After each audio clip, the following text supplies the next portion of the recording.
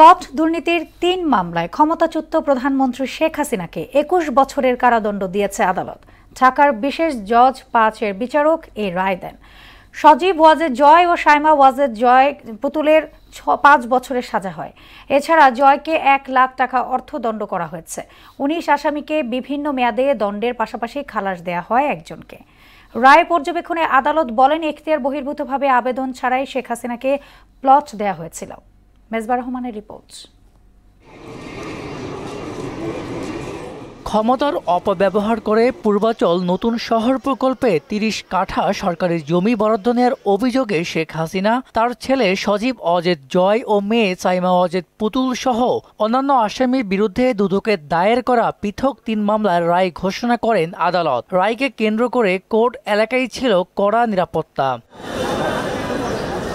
৩ মামলায় শেখ হাসিনাকে ৭ বছর করে ২১ বছর, সজীব ওয়াজেদ জয়কে ৫ বছর কারাদণ্ডের পাশাপাশি ১ লাখ টাকা অর্থদণ্ড ও সাইমা ওয়াজেদ পুতুলকে ৫ বছরের কারাদণ্ড দেয়া হয়। যে মামলায় শেখ হাসিনা প্রধান আসামি এবং উনি এই ৩টি মামলাই আসামি হিসাবে আছেন, ওনার সাজা হচ্ছে ৭ বছর করে ৩-৭ ২১ বছর। দুদকের আইনজীবী দেলোয়ার জাহান রুমি জানান, শেখ হাসিনা পরিবারের সদস্য সহ মামলার মোট আসামি ২৩ জন। রাজুকের সাবেক প্রশাসনিক কর্মকর্তা সাইফুল ইসলাম সরকারকে খালাস দেওয়া হলেও বাকিদের বিভিন্ন মেয়াদে সাজা হয়। ভবিষ্যতে যারা রাষ্ট্র পরিচালনায় থাকবেন অথবা যারা সরকারি কর্মকর্তা রয়েছেন অথবা এই ধরনের সুযোগ নেওয়ার যাদের আসলে সুযোগ রয়েছে তাদেরকে তাদের জন্য এই রায়টা মানে দৃষ্টান্ত হিসাবে আপনার রেখেছে।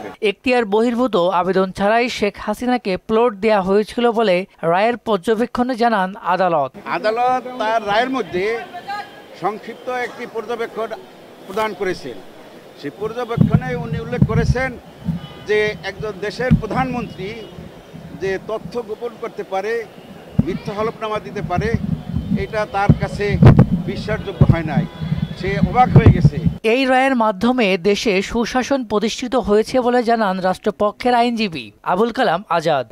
কোনোটাই বিচারের ঊর্ধ্বে নয়। আজকের এই রায়ের মধ্যে একটা দৃষ্টান্ত স্থাপন করলেন যে ভবিষ্যতে সরকার প্রধান হইল বা সরকার প্রধানের কন্যা হয়েও দুর্নীতির মাধ্যমে অর্জিত কোনো সম্পদ সুযোগ নাই। সরকারের সর্বোচ্চ পদে থেকে শেখ হাসিনা ও তার পরিবারের সদস্যরা ক্ষমতার অপব্যবহার করে যে সীমাহীন দুর্নীতি করেন তার চিত্র ফুটে উঠেছে এই রায়ের মাধ্যমে।